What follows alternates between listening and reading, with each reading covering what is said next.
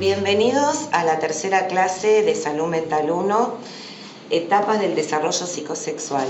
Esta es una clase donde daremos continuidad a la clase sobre aparato psíquico, primera y segunda tópica, y que está íntimamente relacionada con la clase posterior, que será sobre complejo de Edipo y sistema de instalación. El concepto de sexualidad es un pilar importante para la teoría psicoanalítica, porque plantea la sexualidad como un concepto amplio que no solamente se asimila a la genitalidad, sino que se identifica con la noción de placer. Por esto mismo decimos que a comienzos del siglo XX los niños eran vistos como seres desprovistos de sexualidad. Freud en este sentido va a hacer una referencia al descuido de lo infantil, ampliando el concepto de sexualidad, en tanto los niños tienen desde que nacen impulsos sexuales, lo que él va a denominar pulsiones sexuales, que no necesitan ser estimuladas de manera externa para generar en el niño la búsqueda de placer.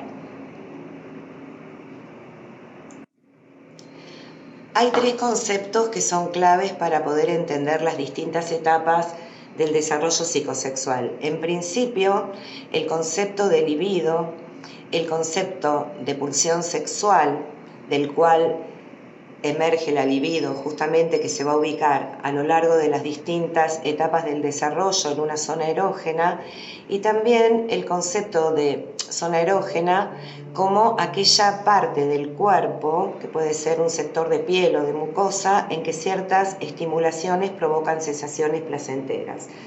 La libido es una expresión de la pulsión sexual, y la pulsión, a diferencia del instinto, es algo característico de los seres humanos. El instinto queda del lado de la biología, como ese código genético prefijado que traen los animales, que hace que por cada impulso haya un objeto que se corresponde con ese impulso para satisfacer una necesidad. En cambio, en el ser humano, la pulsión hace que la satisfacción pueda tener distintos recorridos, distintos objetos para poder cancelar esa búsqueda de placer. Las zonas erógenas van a ser distintas en cada una de las etapas del desarrollo psicosexual. Bien, ¿a qué nos referimos cuando hablamos de organización pregenital? Esta organización pregenital de la libido es accesible, es observable antes generalmente de los 5 o 6 años, ¿sí? Que es cuando los niños ingresan al periodo de latencia, al cual nos vamos a referir luego. Una de las etapas, que es la etapa oral, es una exteriorización de la sexualidad. Es la primera etapa que inaugura esta organización pregenital infantil. ¿Cuáles son las características de esta organización pregenital? La organización pregenital de la libido es esencialmente autoerótica, es decir, que el niño o la niña buscan el placer en su propio cuerpo. El cuerpo es el escenario, es el primer objeto de placer durante todas las etapas que son autoeróticas, es decir, antes del periodo de latencia. Otra de las características es que la organización pregenital es una organización perversa, pero no perversa en el sentido de, como estamos acostumbrados a escuchar, ¿no? Es el término de perversión como algo malo, como algo negativo, sino perversa en el sentido que no es convencional, que lo que busca no es justamente canalizarse con el fin de la reproducción o con las manifestaciones de una sexualidad adulta. Tiene cada una de las etapas, al ser autoerótica y al ser una organización anárquica, la de la pulsión sexual, cada pulsión se satisface en una zona distinta del cuerpo. No hay todavía una confluencia en cuanto a la búsqueda de satisfacción, como sí lo habrá en la etapa genital. Por otro lado, falta una organización fija que se subordine a la genitalidad. De la genitalidad vamos a empezar a hablar recién en la etapa de la pubertad.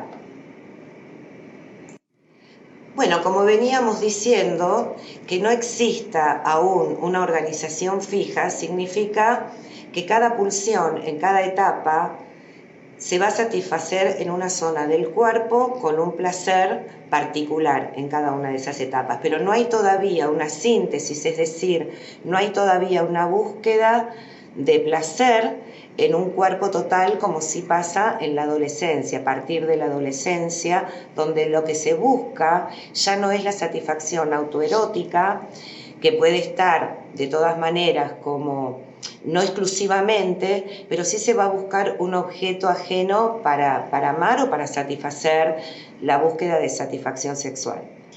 Del lado psíquico, otro de los hallazgos, de las adquisiciones, lo que se abandona en la etapa genital también son los objetos infantiles, los objetos primarios de amor que han quedado fijados desde la temprana infancia.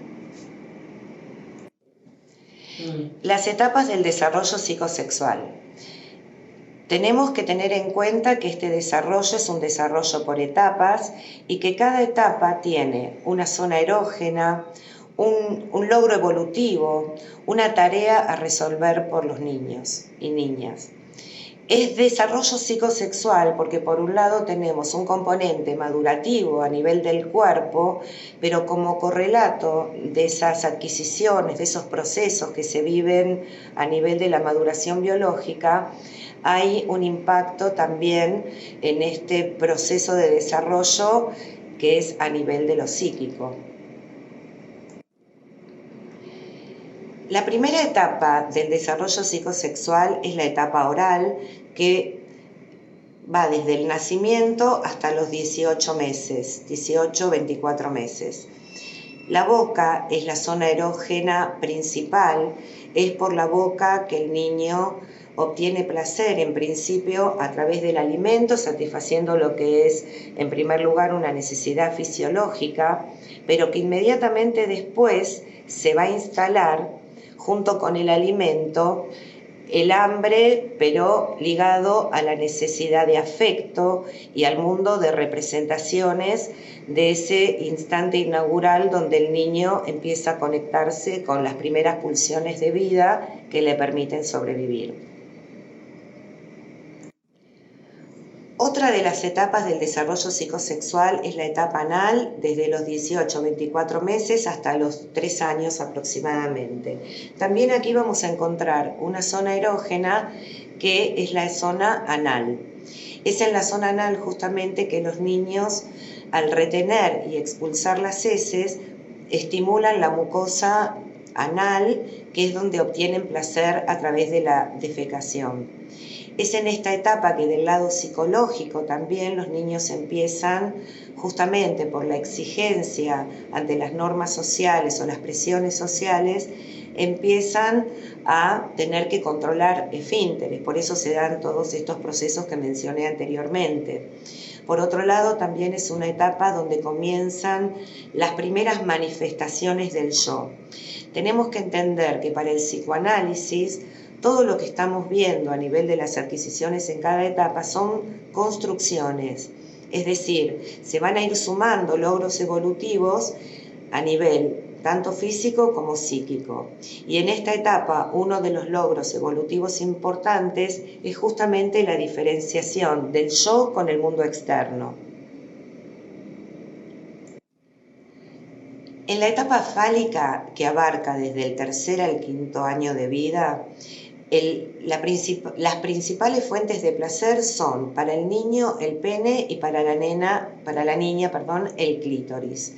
Y uno de los objetivos principales en esta etapa es el resolver el complejo de Edipo, sobre todo en el varoncito, porque tienen distintos tiempos, que se fue preparando desde la temprana infancia, es decir, se fue dando como una serie de procesos que tuvieron que ver con la crianza de este niño, con el amor, con el rechazo inclusive de los padres.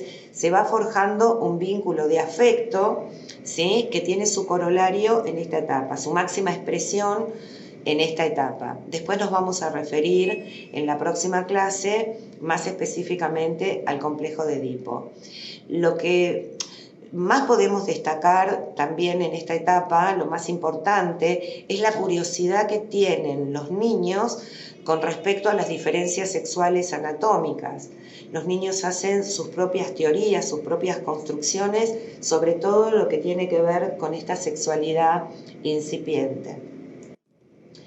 Habíamos dicho que hasta la etapa fálica todo lo vivenciado, lo experimentado por un niño o una niña era observable. Los niños todavía no experimentan ningún tipo de represión, al menos interna, con respecto a sus pulsiones. En cambio, después de los 6 años hasta la pubertad, todas las aspiraciones sexuales del niño quedan como adormecidas, quedan reprimidas en realidad como producto de haber atravesado el complejo de Edipo y las consiguientes identificaciones que se derivan de este complejo. Con respecto a todo lo experimentado, se vive, o sea, Freud lo que va a plantear es una especie de vivencia de amnesia infantil con respecto a todas las experiencias sexuales, repito, en términos de placer, pensada esta sexualidad que el niño experimentaba hasta el momento, inclusive con respecto a los vínculos con los padres. Hay un concepto muy importante para que plantea el psicoanálisis en esta etapa, que es la etapa de latencia, que es el concepto de sublimación. La sublimación es lo que le permite al niño elevar, ¿sí?, hacer sublime una pulsión que estaba destinada a un fin más primitivo, como puede ser la pulsión agresiva o la pulsión sexual. En vez de descargarse, al desviarse hacia otros fines, esa energía queda disponible, por ejemplo, para el deporte, para todas las actividades creativas que tiene que desempeñar un niño, inclusive para todos los fines educativos que se dan a partir de esta etapa, que estamos hablando alrededor de los 6 años. Como producto de la sublimación en esta etapa, que es la etapa de latencia, podemos empezar a hablar de ciertos poderes anímicos que Freud refería como diques psíquicos, que son adquisiciones que el niño no tenía incorporados aún, como ser la vergüenza, la noción de asco, la noción de conciencia moral. Todo esto hace que la etapa de latencia se considere una etapa de socialización, que prepara para la socialización y que son verdaderas construcciones en el desarrollo psicosexual del individuo. Personal. Esta libido que se debía de lo sexual, como veníamos diciendo en el proceso de sublimación, es la que posibilita la escolaridad, que el niño pueda tener cierta creatividad artística. Es un monto de energía, un monto de libido que queda disponible para otras actividades. Lo que quería aclarar es que esta energía sexual originariamente no desaparece. En el periodo de latencia queda tal cual se denomina esta etapa, que es periodo de latencia, queda de manera latente, ¿sí? Tenemos que entender que la sexualidad es un concepto tan amplio, tanto para no considerarla similar a la genitalidad, como para también entender que la sexualidad nos acompaña desde que nacemos hasta que morimos y que el fin de la sexualidad no es solamente la reproducción o el coito, ¿sí? En la etapa genital, que coincide con la adolescencia, se da una confluencia, una síntesis de las pulsiones que, como dije antes, se comportaba en la organización pregenital infantil de manera anárquica, es decir, cada pulsión se satisfacía independientemente en cada etapa y en el propio cuerpo. En esta etapa hay una especie de síntesis donde lo que se busca, la tarea a resolver, es justamente el paso del cuerpo propio al cuerpo ajeno, para que la libido se pueda canalizar en un objeto total. Por otro lado, lo que tenemos que marcar en este desarrollo es que tiene una característica que en esta etapa se hace mucho más evidente, y es el hecho de ser un desarrollo disruptivo. ¿Por qué? Porque por un lado la mente, el cuerpo se desarrolla muy aceleradamente entre la etapa de latencia, la pubertad y todo el proceso adolescente, pero la psiquis no está alineada con ese desarrollo. Es decir, podemos tener como referencia lo que sucede en cuanto a la maternidad o a la paternidad. Biológicamente, un niño de 17 años o de 13 años, podría estar preparado biológicamente para ser padre, pero desde el punto de vista psíquico, digamos que no sería lo más conveniente porque faltarían todavía que se den una serie de procesos madurativos. Como veníamos diciendo, es una etapa donde se cierran muchos procesos, se sintetizan las pulsiones y también desde el hallazgo de objeto, aquel objeto que en la etapa fálica había quedado como de alguna manera fijado en la psiquis de los niños, en esta etapa se resignifica esa elección de objeto, pero la diferencia es que ese objeto es externo a la familia. Por otro lado, tenemos algunos otros procesos como los duelos por estos padres de la infancia, que lo vamos a ver en la clase sobre crisis, pero que es importante que empecemos a tener en cuenta que la adolescencia esencialmente es una etapa de duelos. Bueno, y cerrando estas etapas del desarrollo psicosexual con la etapa genital, tenemos que tener en cuenta, como dije hace un rato, que es una etapa básicamente de duelos, de renuncias, renuncia a los padres de la infancia, renuncia al cuerpo infantil, la adquisición de un nuevo rol frente a la sociedad y frente a uno mismo, y como correlato de esto, la búsqueda de un objeto distinto a los objetos primarios, a la madre y al padre, para poder dar paso a los procesos de exogamia que tienen lugar a partir de la adolescencia. Con esto damos por finalizada la clase sobre desarrollo psicosexual, pero continuaremos con un contenido, con un tema muy importante y muy polémico también, como es el complejo de Edipo y sistema de instalación. Muchas gracias. En esta cuarta clase, que da continuidad al tema del desarrollo psicosexual, vamos a empezar a abordar el complejo de Edipo. El complejo de Edipo es una noción central para el psicoanálisis y es tomado por Freud, esta tragedia de Sófocles, es tomada como referencia para dar cuenta de los vínculos humanos, de cómo padres e hijos están involucrados. Vamos a empezar a adentrarnos un poquito en qué es el complejo de Edipo o cómo empieza a formarse este vínculo amoroso por un lado y por otro lado ambivalente con respecto a la figura del padre en el complejo de Edipo clásico. Tenemos que pensar que por todo lo que veníamos comentando en la clase sobre desarrollo psicosexual, que el cuerpo es un cuerpo erógeno que está recorrido por pulsiones, por excitaciones que tienen que ver con el cuerpo del niño o de la niña. Este cuerpo que los padres al cuidar, al mimar, al hablar, al contener, lo van erogenizando, ¿sí? Paralelamente a lo que se vive a nivel corporal, tienen lugar también manifestaciones anímicas, se va desarrollando el afecto que tampoco viene dado. Tenemos que pensar que todos los vínculos afectivos también son construcciones, como lo son la personalidad, como es la identidad sexual. Esto es lo distintivo que plantea el marco teórico psicoanalítico. En el Edipo clásico tenemos que pensar en una preferencia tierna por determinadas personas, por determinados progenitores que pueden ser tanto la madre como el padre, según se dé en su expresión positiva o negativa. Pero en principio, Freud va a hacer referencia a deseos amorosos y de rivalidad en el varoncito que experimenta con respecto a los padres y que esto es lo que da lugar a esta triangulación edípica.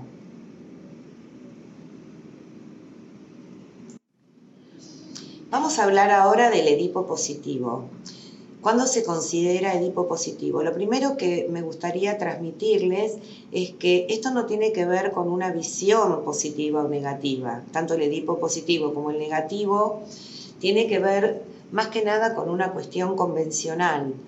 La madre en el Edipo positivo se considera el primer objeto de amor, tanto para la niña como para el varoncito.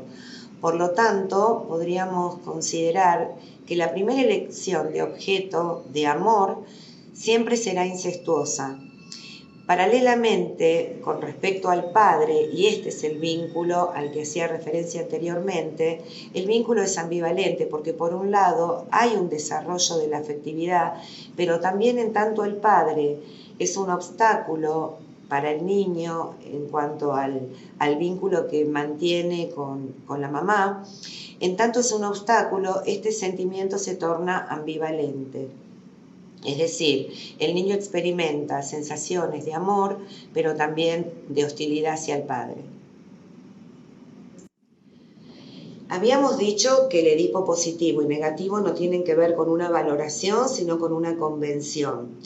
En el Edipo negativo, lo que se da es un primer vínculo más afectivo con la figura del padre, en el caso del varoncito, y una identificación más hacia la figura de la madre. Es decir, que para retener el vínculo afectivo con el padre, el niño tiende a cargar más las tintas sobre esta identificación materna. Esto por un lado. Por otro lado, tenemos que considerar que tanto el Edipo positivo y negativo forman parte de lo que Freud, al finalizar su obra, dijo que está presente en todos los seres humanos en mayor o menor medida. Para el psicoanálisis, la figura del padre es una figura muy importante. ¿Por qué le considera el psicoanálisis la figura del padre como relevante en esta tríada, en esta triangulación edípica? Porque es el padre el que estaría encargado de separar esa simbiosis que se establece entre el niño y la madre. Para el psicoanálisis lacaniano, haciendo una digresión, este sería el nombre del padre, ¿no? Lo que significa instalar una ley, ¿sí?, que prohíba el incesto y también el parricidio, que son los dos deseos reprimidos del complejo de Edipo. Por otro lado, esto también, este atravesamiento que veníamos hablando, luego de la etapa fálica, que es cuando el complejo de Edipo llega a su plenitud, este complejo es el que debe declinar para que el niño ingrese en la adolescencia, ¿sí?, con la incorporación de ciertas normas sociales y reubicando sobre todo esta trama vincular tanto con la madre como con el padre. Por ende, su propio posicionamiento es el que empieza a cambiar cuando el niño ingresa en la etapa de latencia. El complejo de Edipo es muy importante para la teoría psicoanalítica y es considerado el núcleo de las neurosis porque, como veníamos diciendo, como veníamos viendo, una vez que se abandonan estas posiciones infantiles, afectivas para con los padres, todo esto se trastoca y se muda en identificación.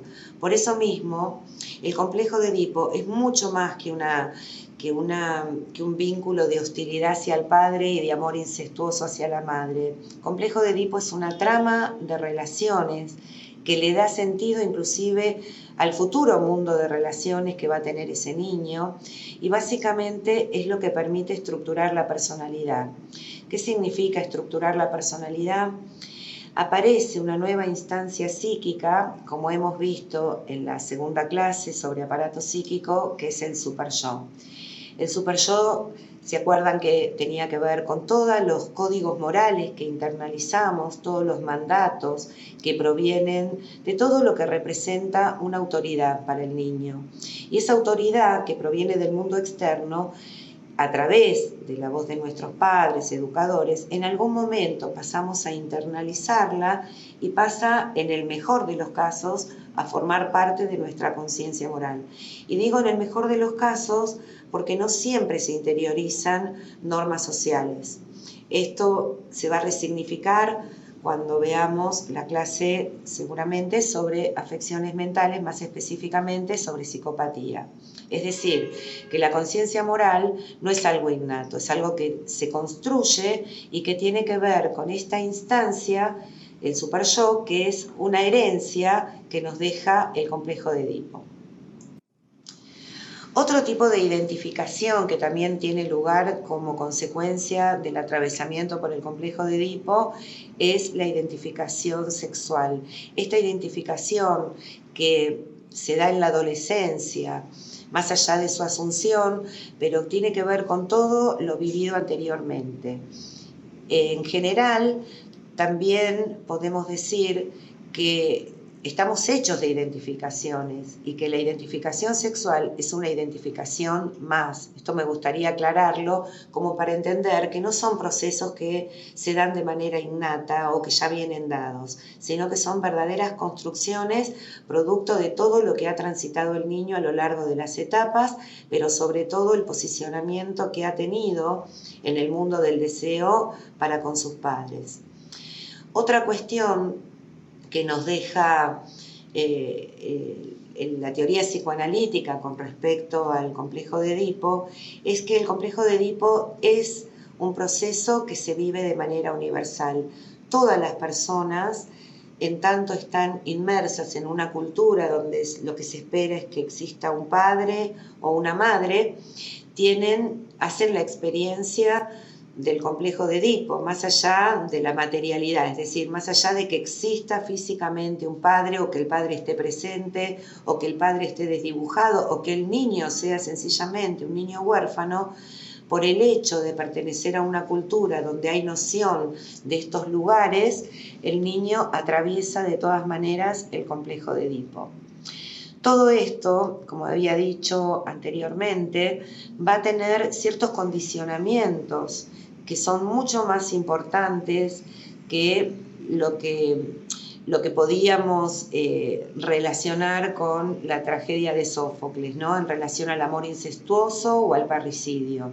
Algo muy importante es considerar que en tanto el complejo de Edipo implica una trama de relaciones y la forma en que cada uno le da sentido, le da un significado a estos lugares, el complejo de Edipo va a repercutir en la vida adulta, va a tener implicancias en cómo nos posicionamos con nuestros vínculos, que pueden ser nuestros vínculos de amor, de amistad, situaciones que se van a resignificar todo lo que se ha vivido en esta temprana infancia y más específicamente en relación al complejo de Edipo, tanto con la madre como con el padre. Con esto damos por finalizada la clase sobre el complejo de Edipo. Espero que les haya resultado clara esta exposición y cualquier duda nos mantenemos comunicados a través de los diferentes espacios. Muchas gracias.